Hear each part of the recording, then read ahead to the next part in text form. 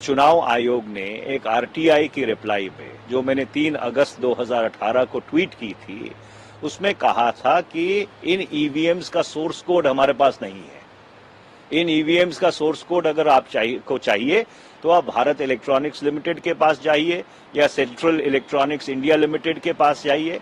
तो मुझे तो ये नहीं समझ आता कि जिन मशीन्स का या जिन मशीनों का सोर्स कोड भी चुनाव आयोग के पास नहीं है, तो उसकी इतनी तर्जमानी, उसकी इतनी वकालत चुनाव आयोग क्यों करता है? चुनाव आयोग का काम है चुनाव करवाना, चाहे वो चुनाव मशीन से हो, चाहे वो चुनाव पेपर बैलेट के जरिए हो।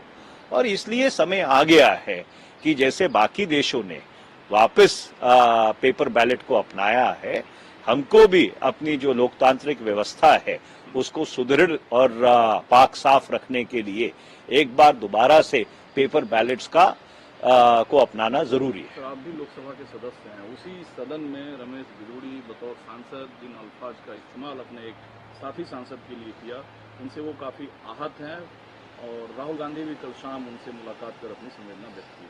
कि 1929 से जब जर्मनी में नेशनल सोशलिस्ट की चढ़ाई शुरू हुई, जिसको अंग्रेजी में नाज़ी भी कहते हैं, तो वो एक बात किया करते थे कि हम एक परफेक्ट जर्मन मैन बनाएंगे।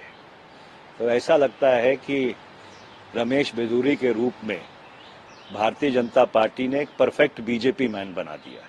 एक सर छोटा सवाल और है, आप पंजाब से सांसद हैं। भारत और कनाडा के बीच जो राजनयिक संबंधों और राजनीतिक संबंधों को लेकर उठापटक चल रहा है, कुछ फैसले भारत सरकार ने भी लिए हैं, उसका इम्पैक्ट वहाँ रहने वाले पंजाबी और भारत के अन्य लोगों पर पड़ेगा। आगे क्या कुछ आप देखते हैं इसमें? देखिए, बड़ा संवेदनशील मुद्दा है। इसका जवाब दो अरफों में नहीं दिया जा सकता। कभी जब समय होगा तो बैठ के इसके ऊपर गंभीरता से चर्चा